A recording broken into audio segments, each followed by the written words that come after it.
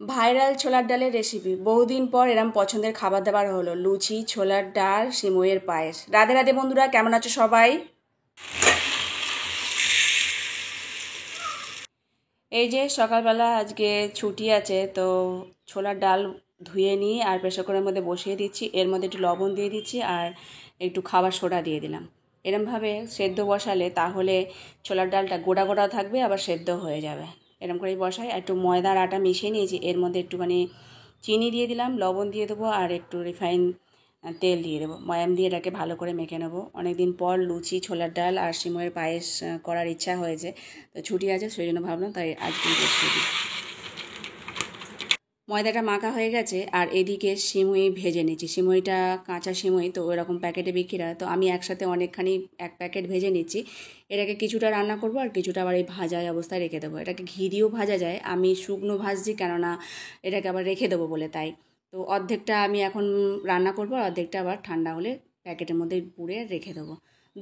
দুধ ফুটিয়ে নিয়েছি, এখানে 500 দুধ আছে আর এখানে হাফটা সিমই দিয়ে দিলাম। এটাকে এখন ভালো করে সেদ্ধ করব। এর মধ্যে কাজু কিশমিশ ধুয়ে রেখেছি, সেটাই এখন দিয়ে দিচ্ছি। আর পরিমাণ মতো একটু চিনি দেবো, দিয়ে আর এলাচের গুঁড়ো দিয়ে আর নামিয়ে নেবো। খুব সুন্দর লাগে সিমইয়ের পায়েস।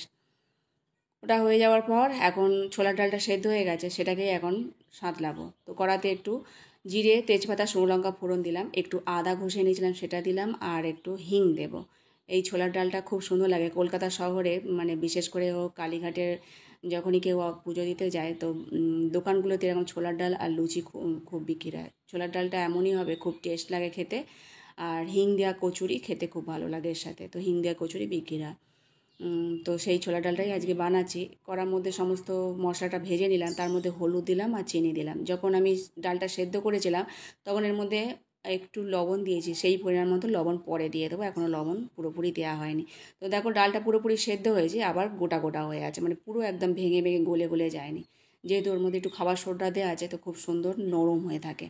তো লবণটা দিয়ে দিলাম, এখন ফুটে গেছে। এখন এর মধ্যে দিয়ে দিলাম ওই এলাচ আর লবণ, দারচিনি ডাইরেক্ট গুঁড়ো করেছিলাম সঙ্গে সঙ্গে, সেটাই দিলাম আর একটু কাসুরি মেথি দিয়ে দিলাম। দেখো ডালটা কত সুন্দর দেখতে হয়েছে। চিনির পরিমাণটা একটু বেশি করে দিতে হয় এই ডালেতে, তবেই টেস্ট হয়। ব্যাস হয়ে গেছে, ওটাকে নামিয়ে রাখলাম। নিয়ে এখন লুচি বেলে নিয়েছি। লুচি কটা বেলছি আর বৌজিকে বলেছে একটু শেখে ভেজে দিতে, কেননা একা হাতে এই গরমের মধ্যে একসাথে এতগুলো রান্নাবান্না করতে একটু সময় লাগে। তো আমি বেলে দিচ্ছি, ও পটপট করে ভেজে দিচ্ছি।